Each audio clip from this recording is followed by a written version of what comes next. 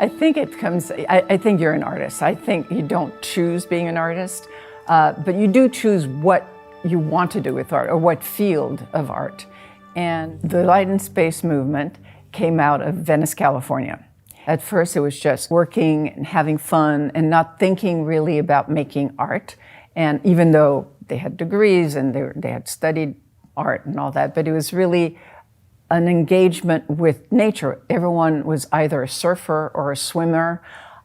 You lived in Southern California. The Southern California light was very, very special.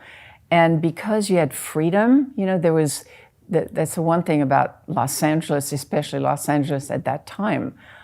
We were just doing it to do it, and there was this freedom. You started slowing down more, and you started observing. Not only I observed the light that was outside, but people like Jim Terrell started observing the light that comes into the studio, that kind of thing. So, but it really came out of wanting to represent the feeling and the perception of light in Southern California. So, that was that idea of really thinking in terms of perception and space, and how do we feel when you're in there, and looking at sunrises and sunsets, and how do we describe that transition time.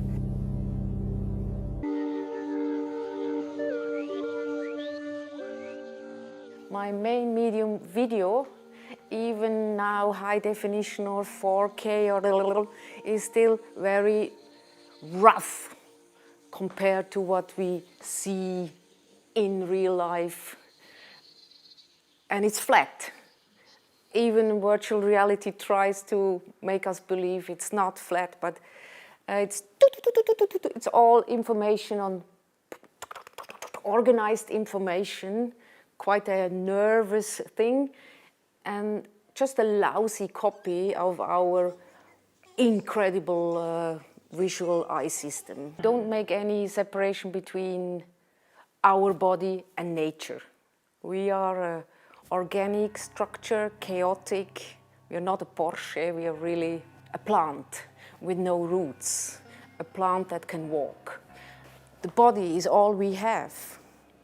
And it's a camera, it's a recording system, it's all the technical tools I use to do my works are already incorporated in our given structure.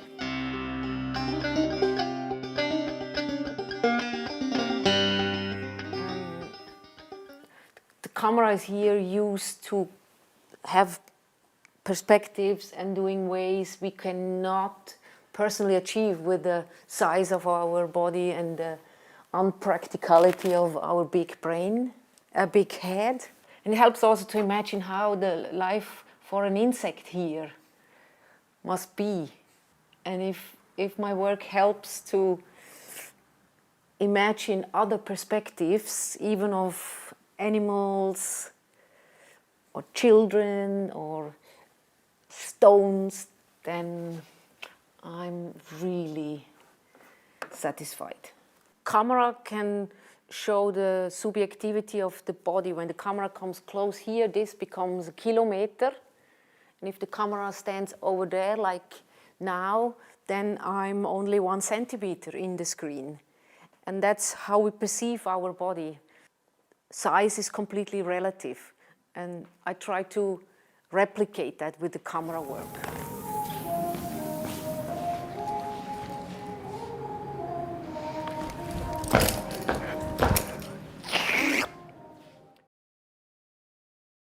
The whole of landscape experience is really spatial. It's a spatial experience. We like space. I mean, I do. I'm a space freak, really. The Grand Canyon is the world's biggest hole, in a way. And when you're on the edge of the Grand Canyon, you do this. You're constantly doing this.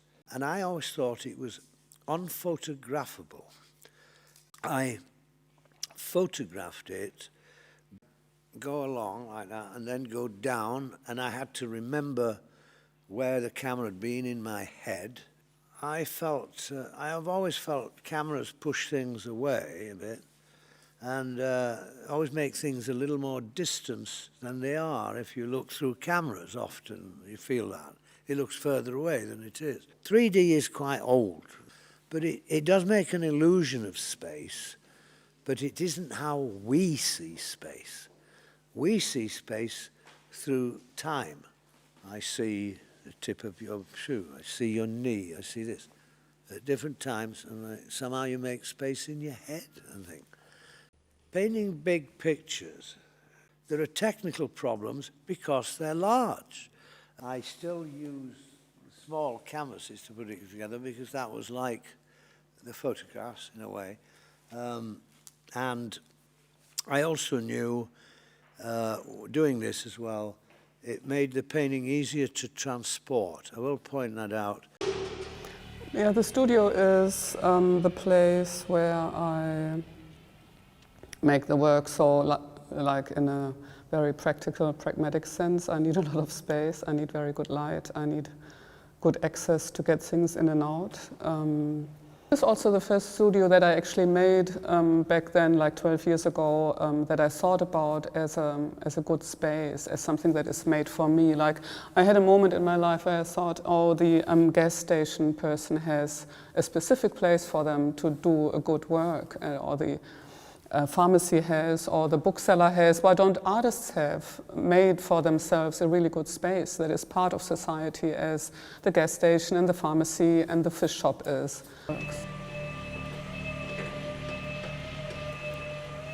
I started to understand that the painting has actually a different way to use space and volume than the architecture has. And all of a sudden, two things would coincide that do exclude one another in terms of how they define space. So the way that you can measure the length and the width and the height of a space, and you can't do that in a painting. You can't measure how deep the green is or how far it is away from a yellow. That is completely up to your momentarily developed perception. And that's a paradox in a sense, that you have two spaces collide but also depend on one another, because the painting could not be visible without the surfaces of the architectural setup that I would find there.